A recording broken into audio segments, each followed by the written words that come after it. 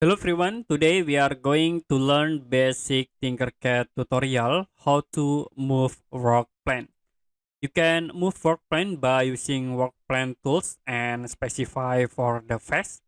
As example, I will insert this object pyramid, and then I will move the work plans into this face. You can click these icons, work plan tool, and you can select at this face.